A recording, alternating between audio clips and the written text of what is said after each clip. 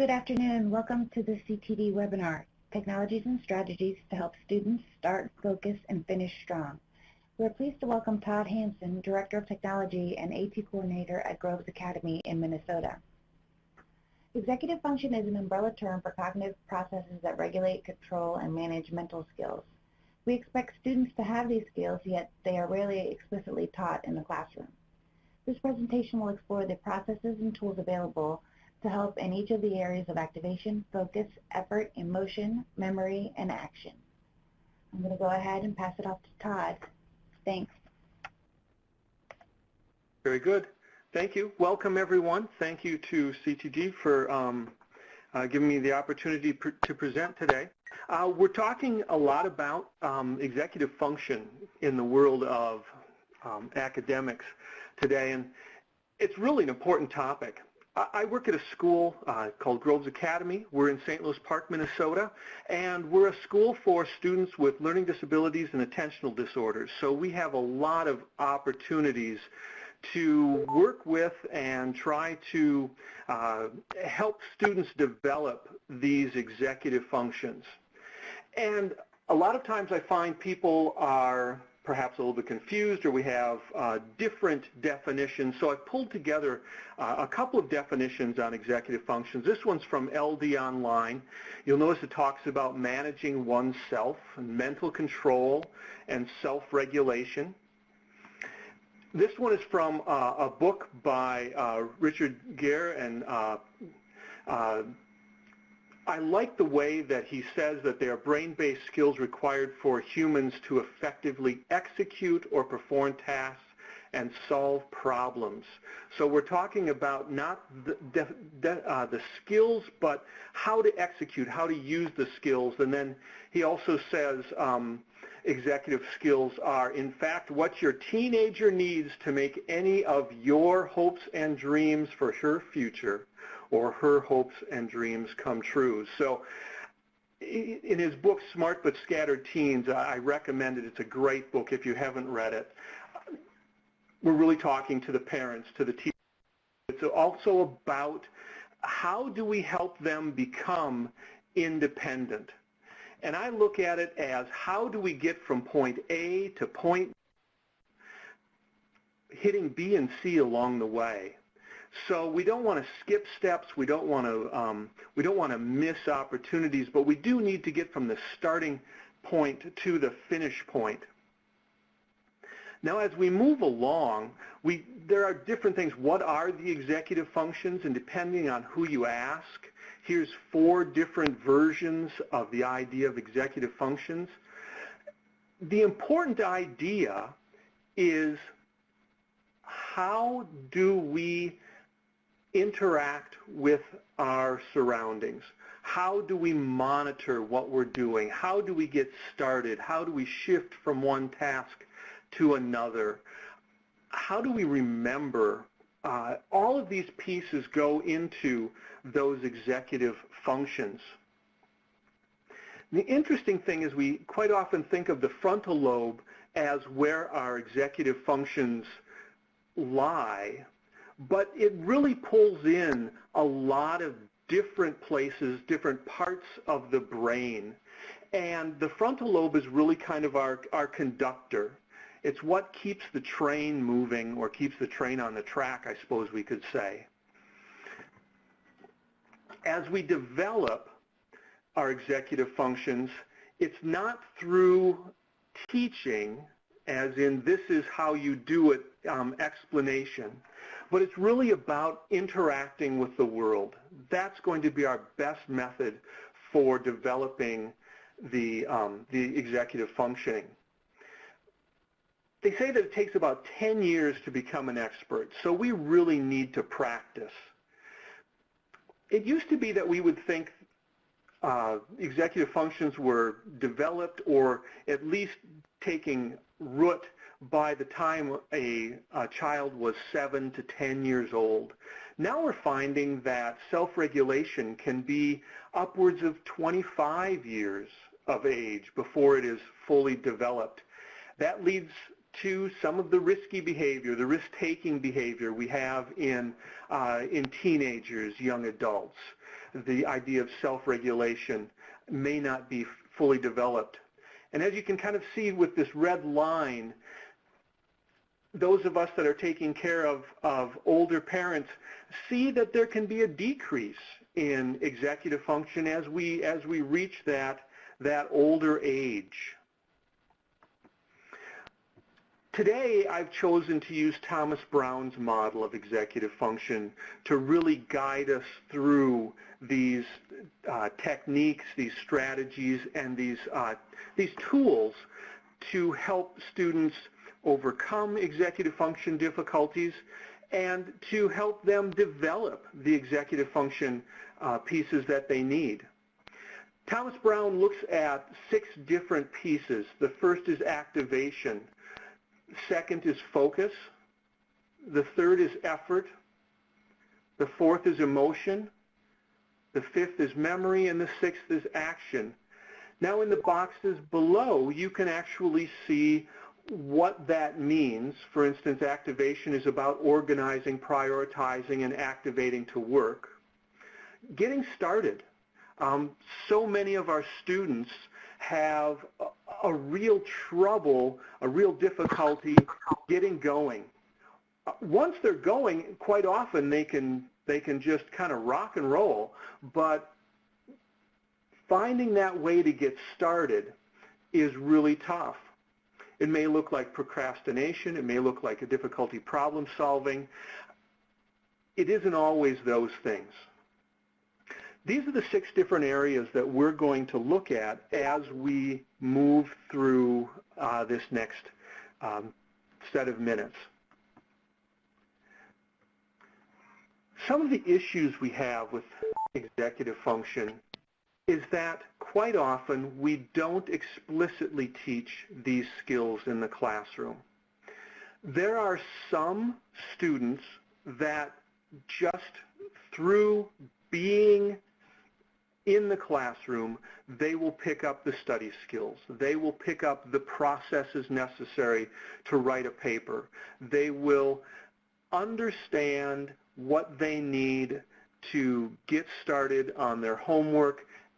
As they're leaving the building, they have everything they need. They get home, things go swimmingly. Unfortunately, we have a lot of our students, and I feel that I'm seeing more and more of our students really struggle, and that there are a lot of different executive function landmines thrown in throughout the day. It could be working with others. It could be how do I participate in a discussion? How do I study? How do I research? All of those different pieces have a different set of executive functions that are going to be important for the student to have. Often we make assumptions.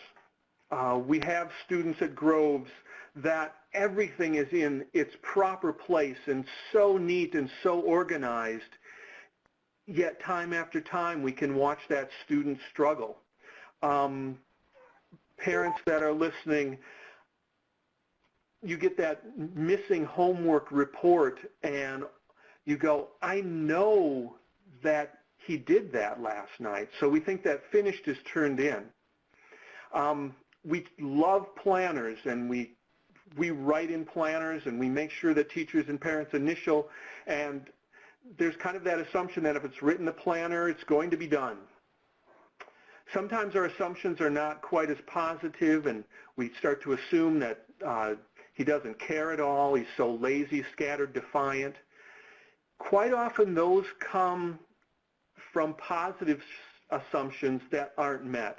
We assume that a student can do this task because in our minds, or for even maybe most of the rest of the class, it's a very simple step-by-step assignment. it may not be as simple or it may not be as clear. So a lot of times our positive assumptions, if they're not met, we can start to swing to those negative assumptions. And we want to really be careful about that. Because one of the things that we need to really do to help our students, especially the ones with executive function difficulties, is to be patient and not judgmental. So those two things are sometimes the most difficult because our EF kiddos can really drive us nuts sometimes. It just seems like this ought to be as clear as day, and over they get stuck or they just can't quite get it started.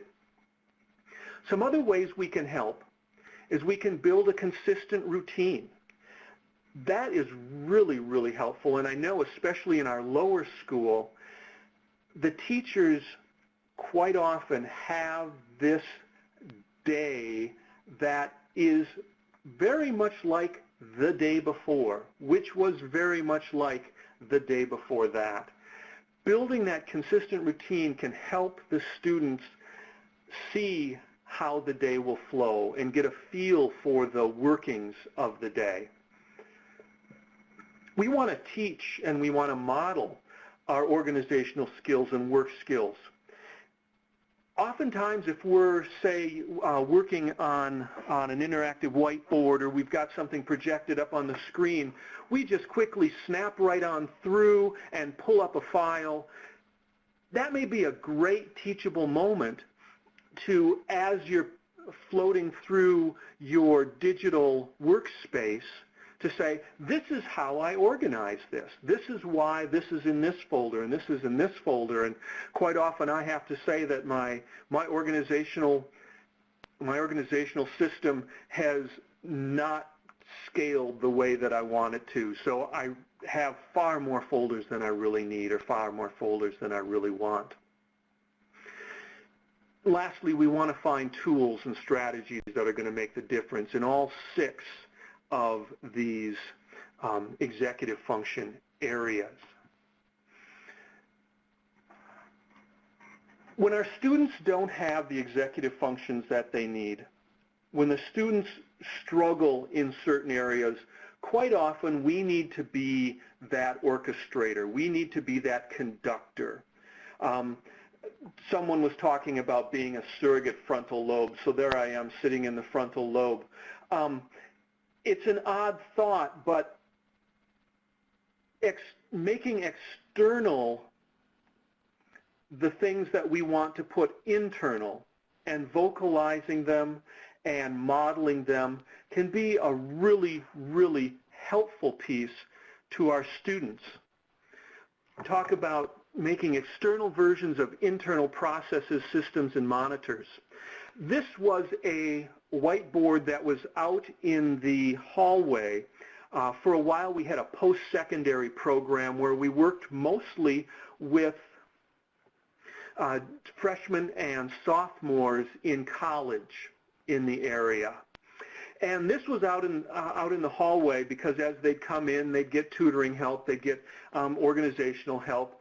This was something that kept coming back and back and back. How do I write a paper? How do I get from this is my assignment to here it is? 4 and 5 days in advance, minimum. Read and highlight, brainstorm, outline, and then they toss some tools in there for outlining. It can be inspiration, brainstorming, inspiration. Create a rough draft, first revision, second draft, final proof, finished paper, and then I like the way a student at the bottom wrote celebrate. It's important to celebrate these things. When we get done, we got to give ourselves a pat on the back, whether that's, a bowl of ice cream or, a fun sticker. Whatever way you celebrate, that's fantastic. One of the things I think they're missing here, though, is turn in the paper. That should be right between finish paper and celebrate because, again, finished doesn't mean turned in. When I was in the math classroom, my rule was you had to be able to find an assignment from the current chapter within 2 minutes, or we sat down and we had a meeting about your organization. I had a young man named Ian who carried this bag that was only slightly shy of a body bag, and I don't know how he did it, but somehow he had gnomes or something in that bag. He was able to find things. He had a system that worked. It wasn't my system, and I never understood it, but it was a system that worked for him. So as long as it worked for him, I let him use it. This was, you can see a few years ago, our middle school does an experts project where the students become experts in some topic, and it's a very well laid out project. Everything is in its place, and this was on every classroom doorway. A calendar to go through, this is what we should be working on. Now, they actually quit using this. It was a fantastic way to lay it out. The students knew what was coming up, but they stopped using this for a couple of reasons. One was that it was too much. Many students became overwhelmed with it, looking at this, month, this 5 weeks of something to do every day. It was just a little overwhelming for them, and the whole idea just kind of caused their emotions to be on edge. The second reason is that, as we know in the classroom, planning for a month in advance is a really nice idea, but it doesn't always work, and you sometimes get off track here or off track there. These are examples of cue cards that a couple of our teachers use. They were just note cards. Now they could be digital at this point.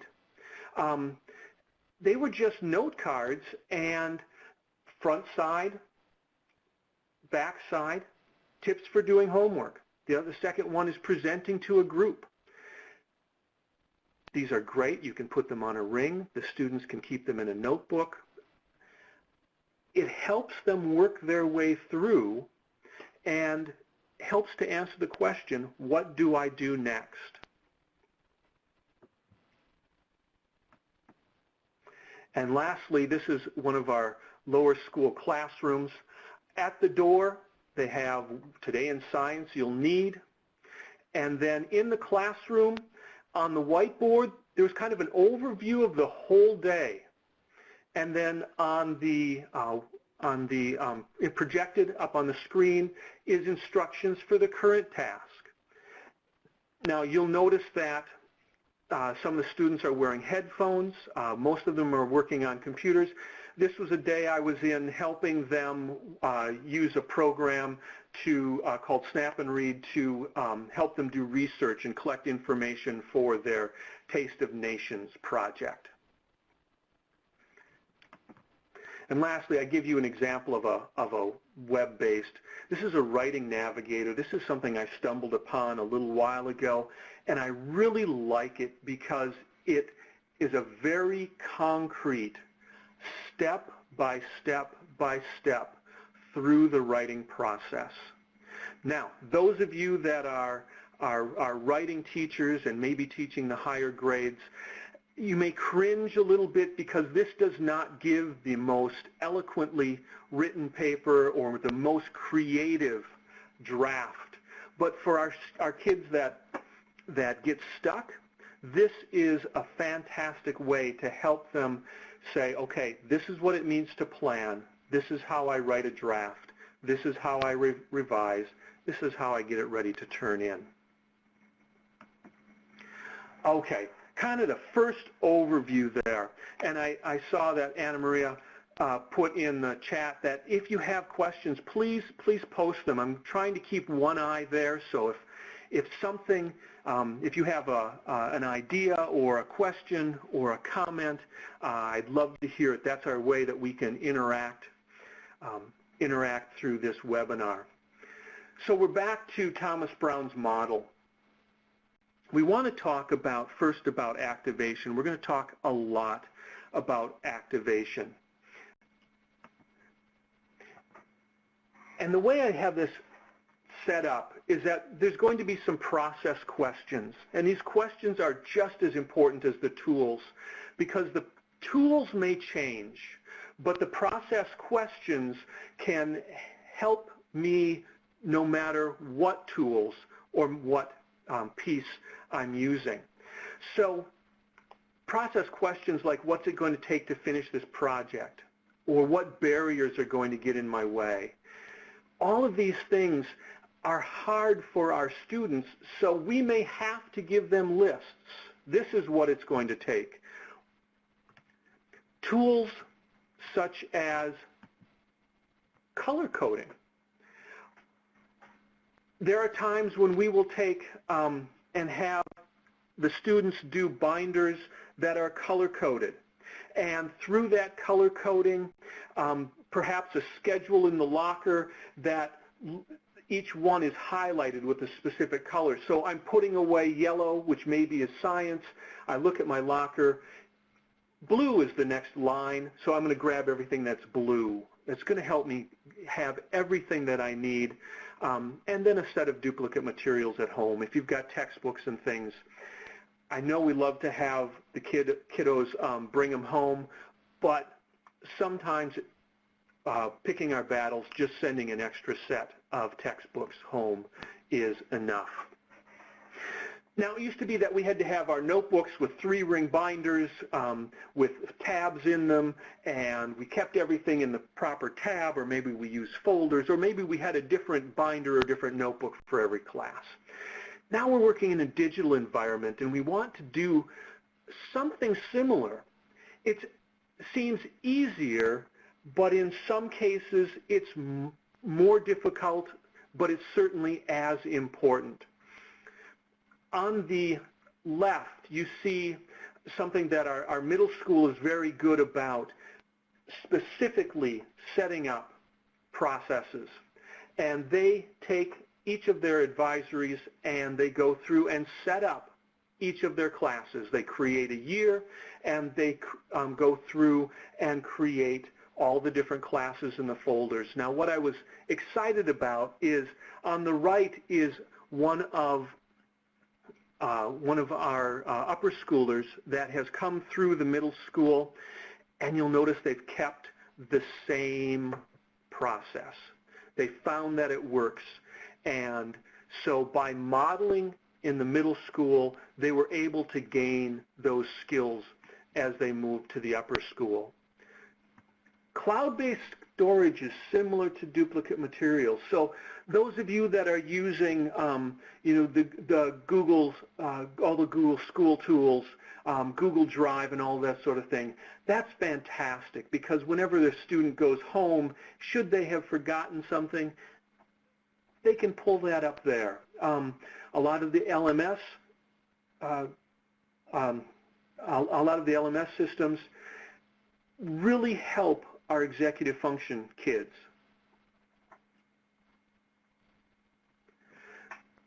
We, sorry, I just peeked over, and this is the hard part of doing two things at one time.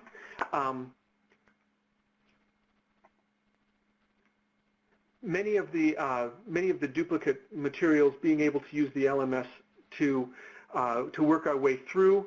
We'll talk about some of the difficulties as we progress, with us as teachers always providing the information.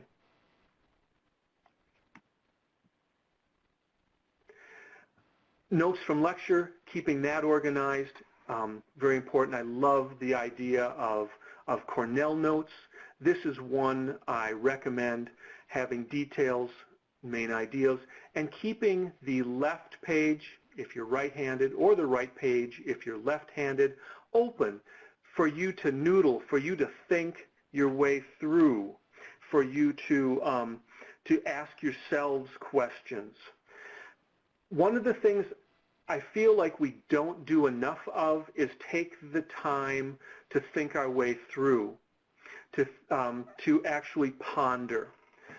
Quite often our kids are so busy that they don't take time to, I call it time to noodle, just to read or to review lectures, and then to say, what did I learn? Where is that going to take me? I wish I could find the resource, but I either read or heard quite a while ago that if you review your notes from a lecture, within 24 hours you have a 60% increase in retention. When I'm working with high school and college-age kids, this is something that I really stress, that you have to review your notes. It's not about being a transcription service for the lecturer.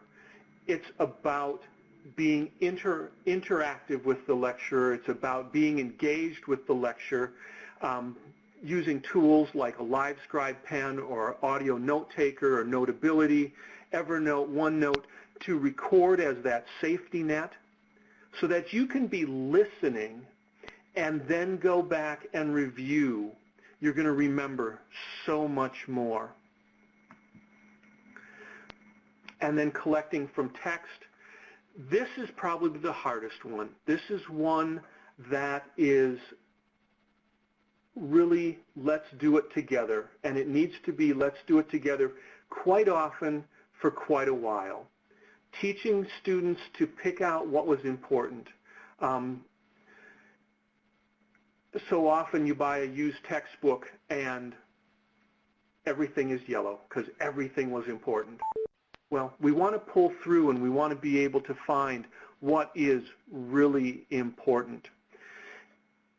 Some of the tools that I really like for collecting notes and organizations, my favorite is really OneNote.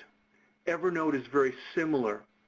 Snap and Read is a product by Don Johnston that is excellent for web research, read and write for Google. And then one I've started to play with is Google Keep. That is, best way to describe that is a blank wall with sticky notes that you can sort. It really works well as long as you tag your notes and so that you can search them. And then truly there is nothing wrong with note cards or sticky notes. There's nothing wrong with paper.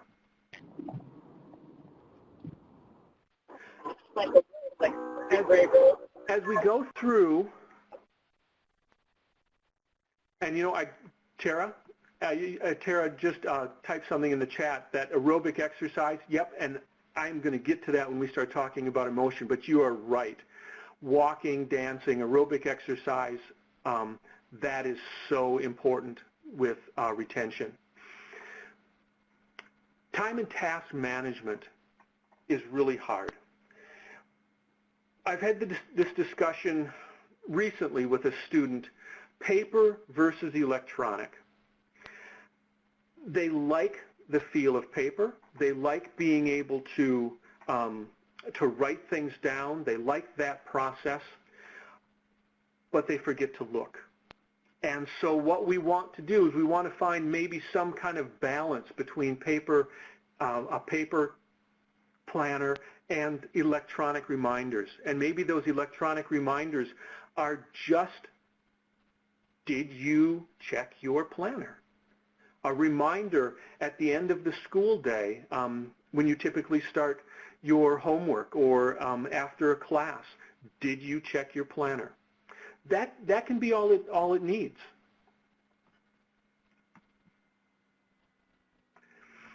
With electronic calendars, I really like that because I can use color and it's very visual.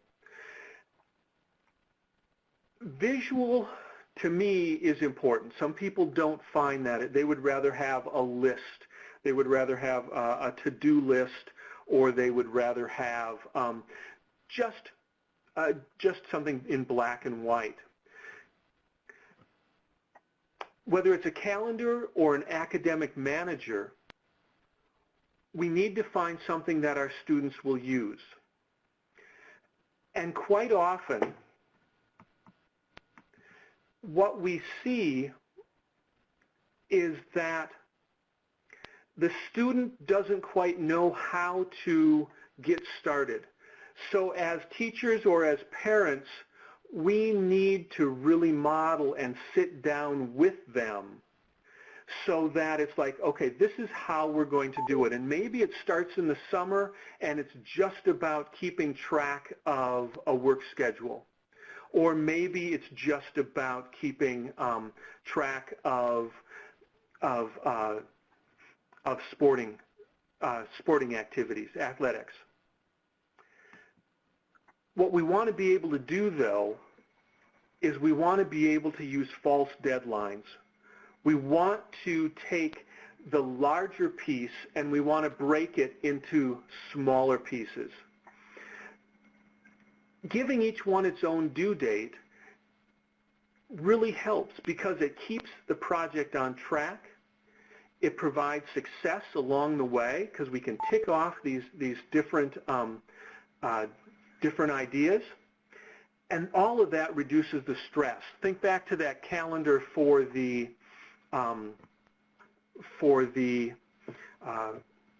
experts project.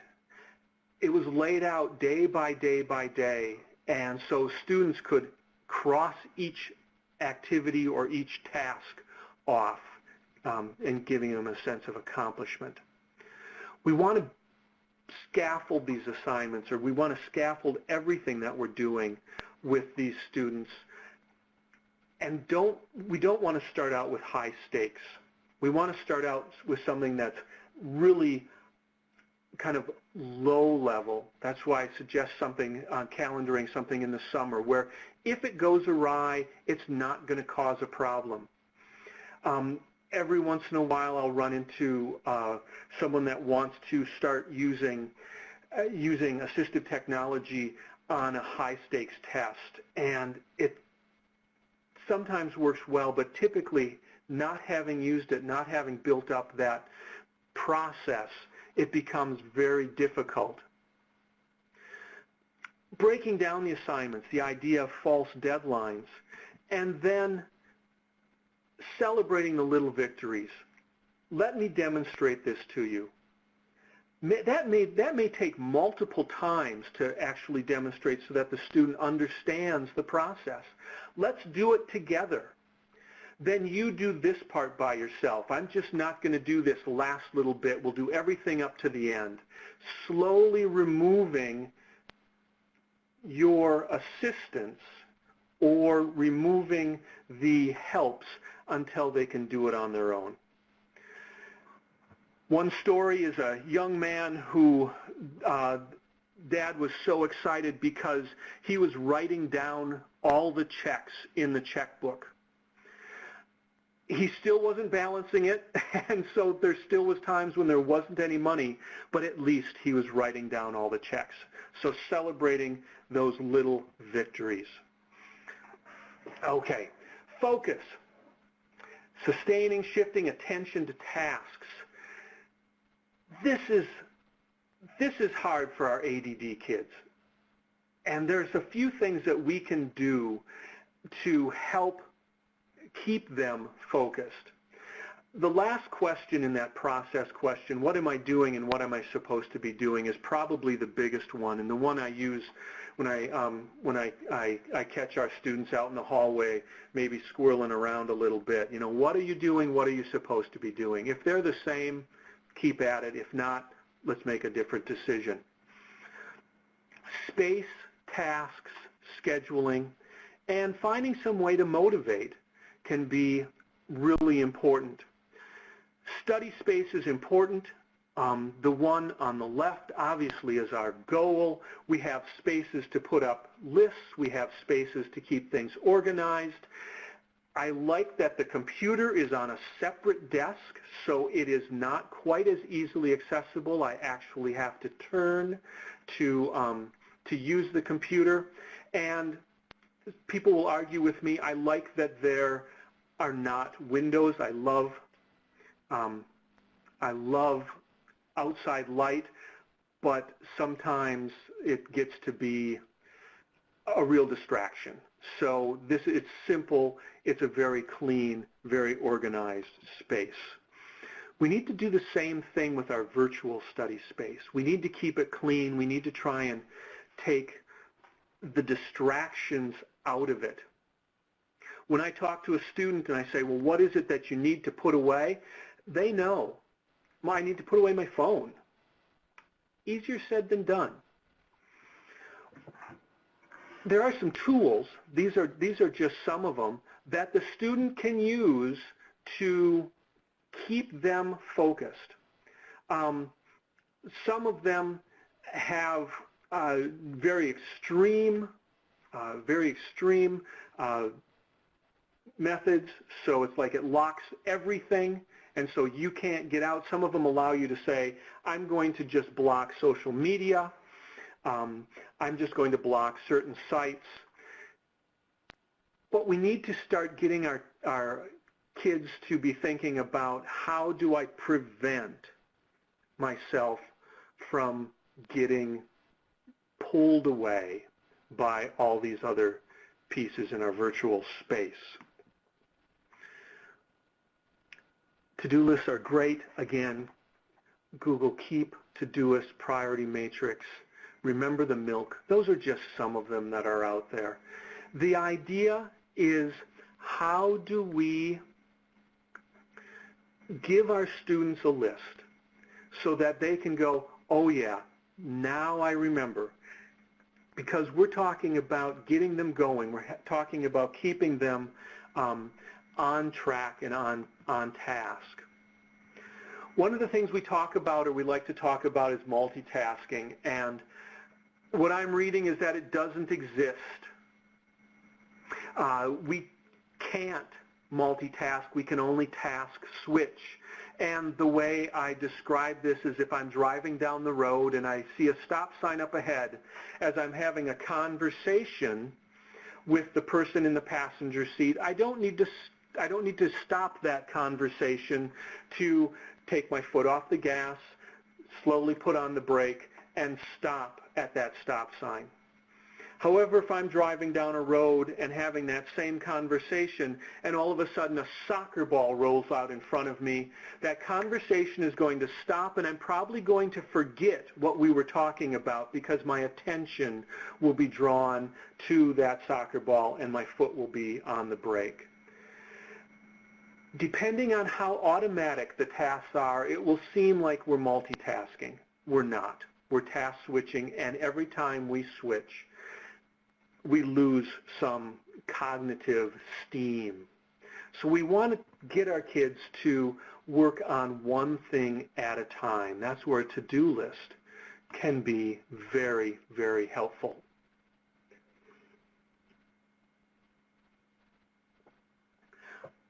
Our effort is hard to give tools to, but it isn't hard once to convince them to take breaks. The how am I doing feeling right now, or is there anything that's pulling me down? What can I get out of my way so that I have the energy, the cognitive process to do what I need to do? There are some really cool motivational tools. You can motivate with time with screen time. You can motivate with video game time. There's a lot of different motivations we can use as parents. There are some motivations that we can use as teachers as well. Rewards. There are tools. If you've ever heard of Written Kitten, it is a website that requires you to write. And as you are writing, after you've written your first 200 words, you get a picture of a kitten. and every 100 words thereafter you get a picture of a kitten. Positive rewards for writing. It's fun. You can look at dogs or horses or whatever you want. So that motivation. Write or die takes the other opportunity, and it is negative. It says you are going to write and you are not going to stop writing for an X number of minutes or moments. And if you stop writing for a certain amount of time, things start to flash red. If you stop longer, noises, and then you can actually turn on an option that if you stop writing long enough, it starts to erase random words. This is just too much pressure for me. So I prefer written kitten. There's another one, peer pressure, where you're kind of posting out to your peers. It's kind of a social media, keep me accountable. Timers and scheduled breaks, this is one that we talk about a lot. This is so important. So often our kids will really just grab onto it, and it's like, I'm going to get this done, and I'm going to move, and I'm going to, I'm not going to quit. But they found that having short breaks actually sustains our attention. A longer break allows us to recharge. There's something called the Pomodoro technique, which is great. In its simplest form, it's a matter of an amount of time on and then a short break, an amount of time on and a short break. Do that 3 or 4 times, and then you take a longer break. Typically, it's 25-5 and then a 15 to 30-minute break for a longer break. In its more detailed form, it starts to cause us and our students to think about, okay, what can I accomplish in 25 minutes? What is the most important task for me to do in this next 25 minutes? And how can I set that up for success at the end of that 25 minutes? Time timer, focus booster, 30-30. I really like 30-30. That's a great timer that allows me to do some prioritizing or time dozer.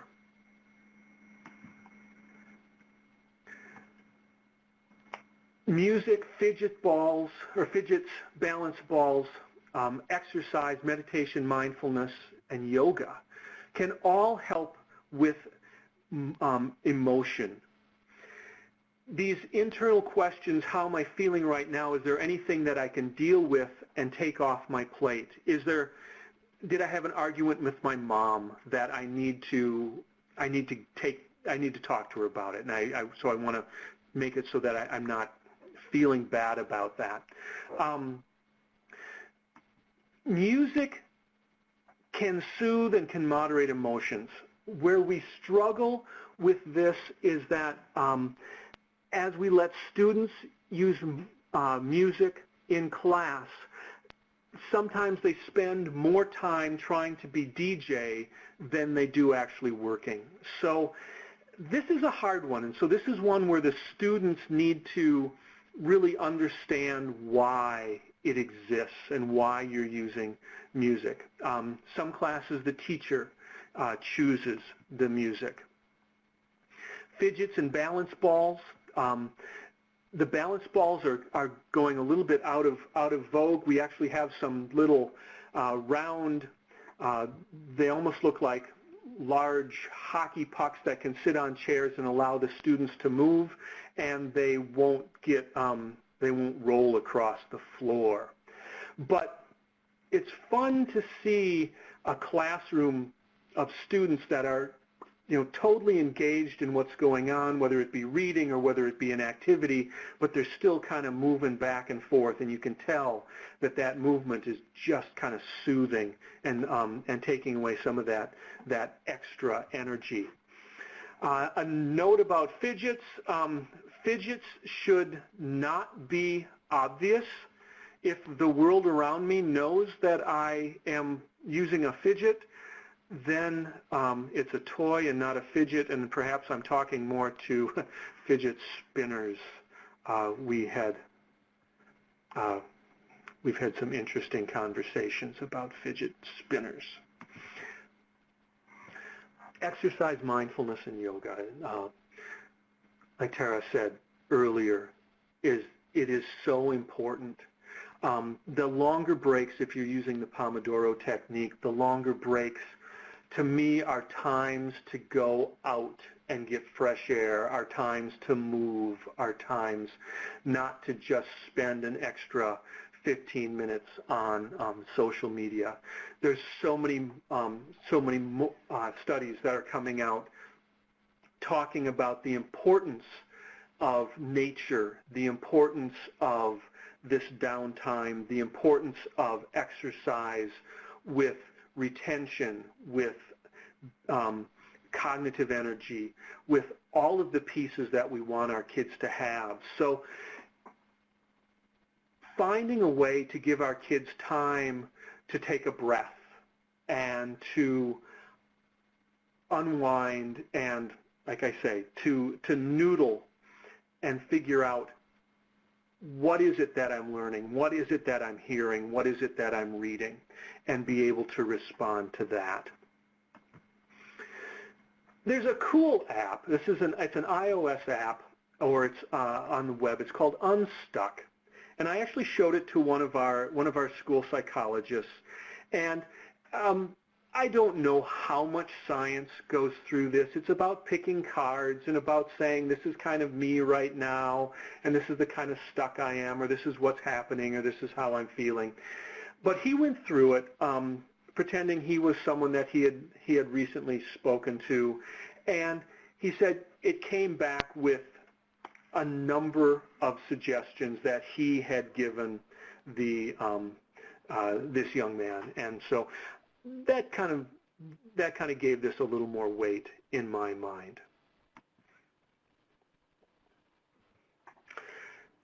So memory as we move through.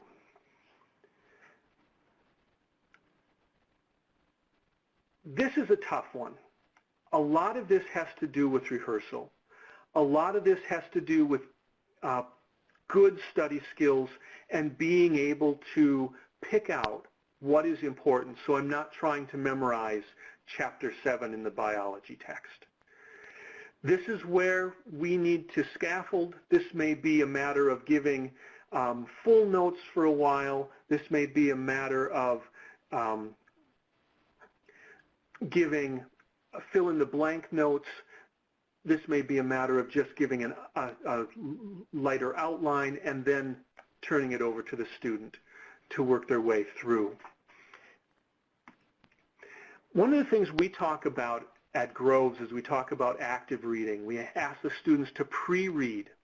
We ask the students to go through and see how many pages is it, what it is about. Do you have any background knowledge in this concept or this idea?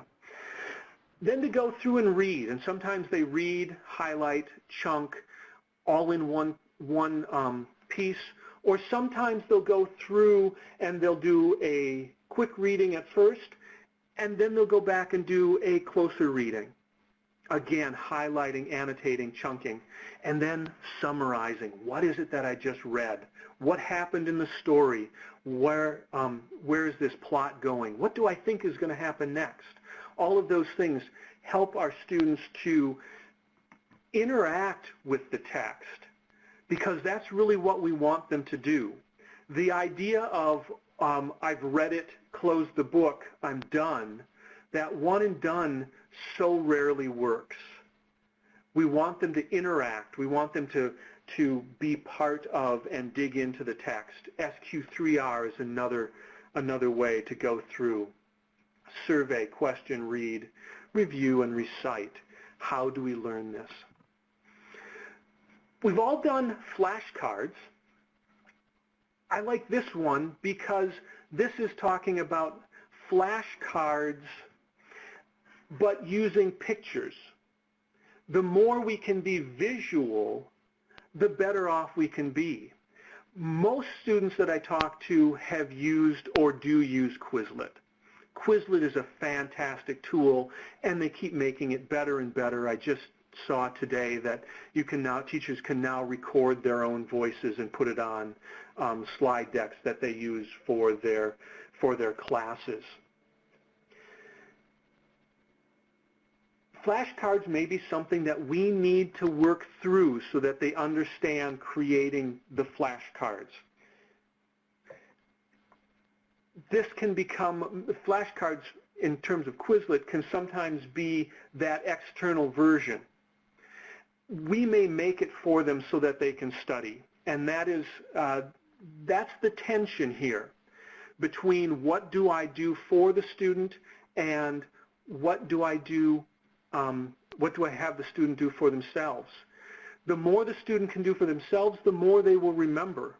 But if I'm looking at a student that if I ask them to make a set of flashcards for a chapter to study from, if they're going to make 3 flashcards and say, yeah, I'm done, or if I can make a Quizlet deck or a set of physical flashcards that have the 25 most important facts from this chapter, I think I'm going to go that way because they're going to have the opportunity to study from a more complete set of tools.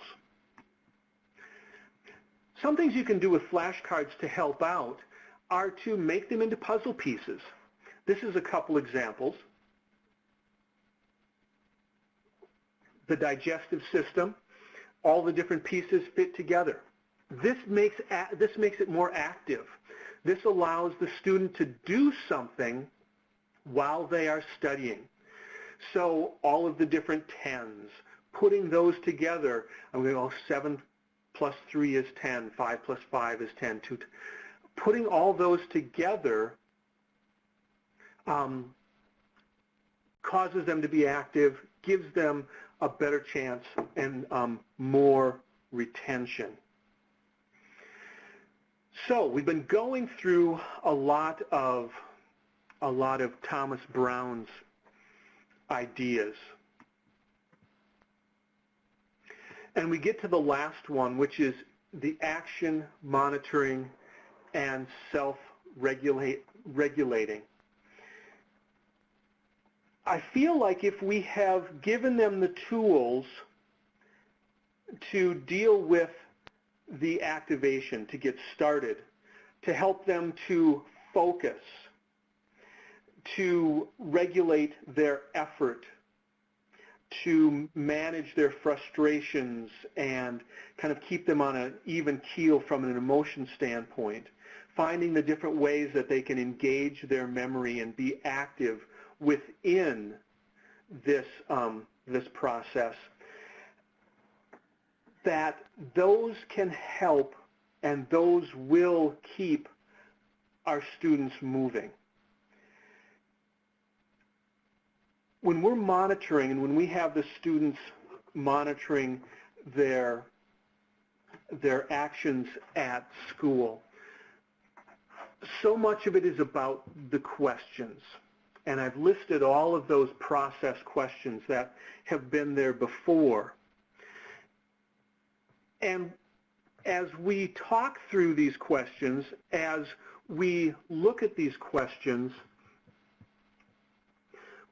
we start to get the students to internalize. And eventually, they start to ask themselves these questions. Now, what I found with our LD kids, our ADD kids, ADHD kids, it may take a while. It is a process that really requires us to be patient and to walk with the students. So as we move and as we're thinking, so as parents and educators, we look for these tools, things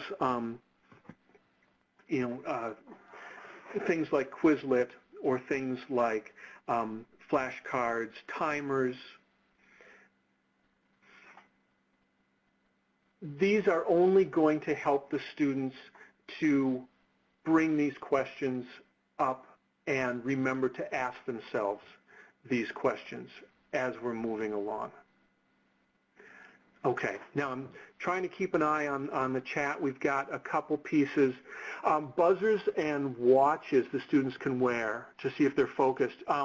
Yep, there's a number of them. Sorry, I'm forgetting the name of it, but one I just saw at the Closing the Gap conference where it buzzes somewhat randomly, so it's not a buzz every so many minutes that you can get used to. But the idea is then when that buzzes, the student is supposed to perhaps ask the question, what am I supposed to be doing? Am I doing what I need to be working on right now? Those are fantastic. There are also some that can be, and in fact, either the Android or the Apple Watches have a number of different ways that they can help remind. Talking about that paper planner, you can actually set a reminder. So when I get home, remind me to check my planner. So it's not a matter of time, it's a matter of location. So if you've got your location set on and you've got your home set, it can remind you. It can say, you're home, you need to check your planner. Focus Keeper, yep, that's a great iOS. Yep, that one, kind of the Pomodoro technique. Tara again says visual thesaurus. And then we have Focus Keeper links there. Fantastic. Are there any other questions as we move to the end here?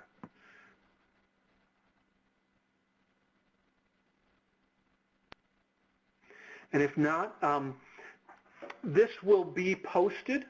I believe it should be either tomorrow or the next day. So you will have all of my slides. We talked about a lot of stuff very, very quickly. And I appreciate all of your time. I know it is valuable.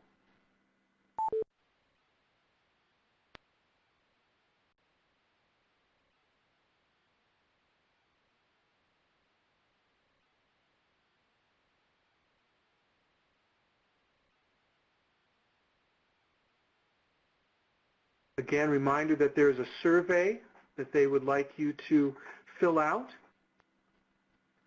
and then your certificate of participation.